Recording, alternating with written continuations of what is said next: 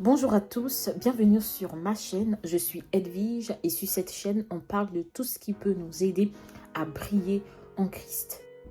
Je vais vous parler de 5 signes, sinon 5 attitudes qui nous éloignent de Dieu facilement.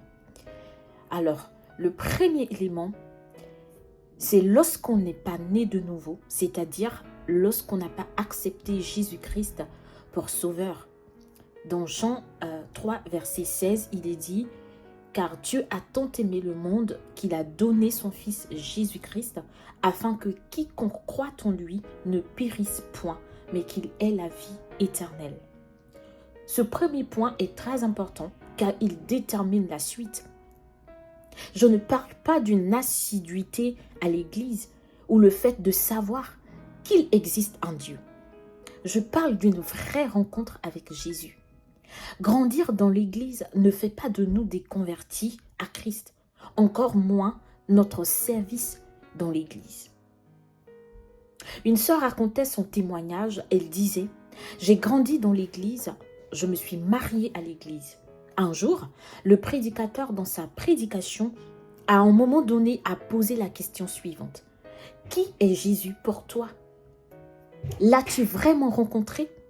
Le connais-tu personnellement? » Et elle se disait en elle-même, je suis née dans l'église, j'ai grandi dans l'église, j'ai une vie morale exemplaire, etc.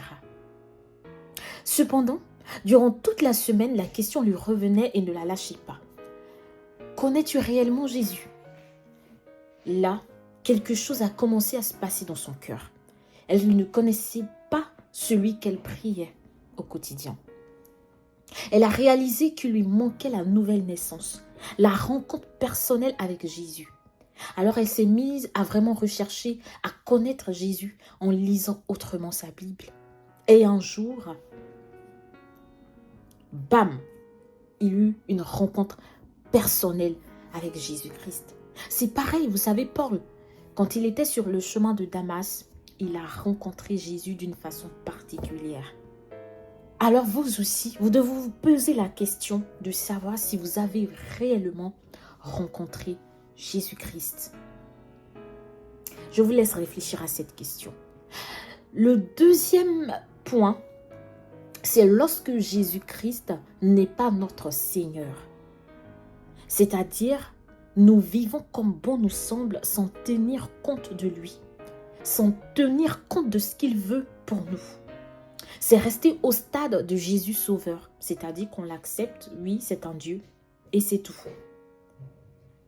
Oui, je crois en Jésus, mais tel ou tel aspect de ma vie, je le garde à ma propre gouvernance.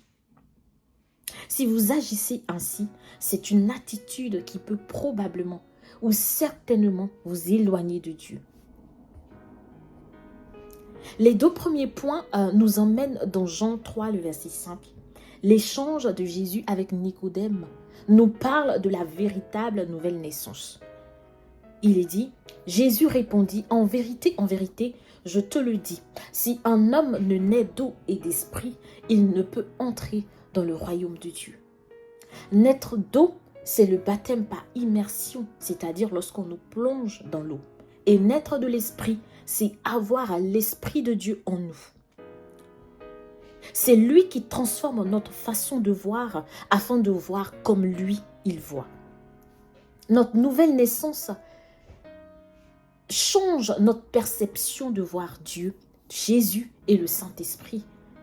Même les gens autour de nous témoignent qu'il y a quelque chose qui a changé en nous. Et toi, tu le ressens, tu le constates qu'il y a un changement, sinon il n'y a pas eu conversion. Voilà ce qui trompe beaucoup de ceux qui ont grandi dans l'église. Le comportement extérieur est correct, une vie morale qui est correcte, mais à l'intérieur n'est pas du tout attaché à Dieu. Le troisième élément, c'est le péché. Le péché sous toutes ses formes nous éloigne de Dieu. On ne le dira jamais assez. Le péché, c'est la désobéissance à Dieu. Ce n'est pas seulement des actes de fornication ou d'adultère ou de meurtre, comme on pourrait le comprendre. Mais c'est toute attitude qui va contre la volonté de Dieu. Donc c'est toute désobéissance à la parole de Dieu.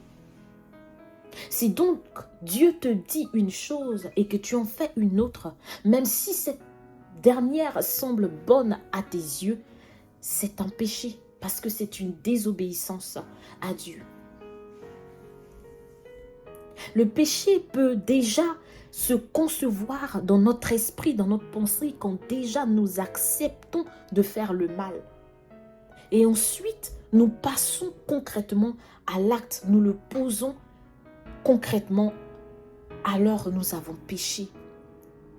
Et si tu es dans cette attitude de péché, tu comprends que tu es dans une attitude de péché ou que tu as péché contre Dieu, que tu as désobéi contre Dieu, sache que cela t'éloigne radicalement de lui. Alors je veux t'emmener à te repentir sincèrement. Le quatrième élément, c'est lorsqu'on déroule notre plan de vie sans tenir compte de ce que Dieu attend de nous, sans rechercher ce qu'il attend vraiment de nous. C'est-à-dire que nous concevons comment nous voulons être sans impliquer Dieu, sans chercher sa volonté parfaite pour nous. Quand nous avons ce genre d'attitude, nous nous éloignons de Dieu. Le cinquième et dernier élément, c'est lorsqu'on n'a pas l'amour pour les choses de Dieu. Lorsqu'on n'a pas l'amour des choses que le Seigneur affectionne. La prière, la méditation, manifester l'amour, marcher selon l'esprit, accomplir les désirs de notre Dieu, renoncer à toute forme de désir de la chair, se sanctifier davantage, se consacrer davantage. Quand nous n'avons pas toutes ces choses en nous, quand nous n'aspirons pas à toutes ces choses que Dieu aime, cela nous éloigne radicalement de lui. Alors, si tu passes pas toutes ces étapes ou pas l'une de ces étapes, je t'emmène à reconsidérer tes voies, à te mettre devant la face de Dieu et à résoudre le problème dans sa présence. Assurément, si tu fais ces choses, si tu obéis à Dieu, il s'approchera de toi. Sois béni et on se dit à bientôt.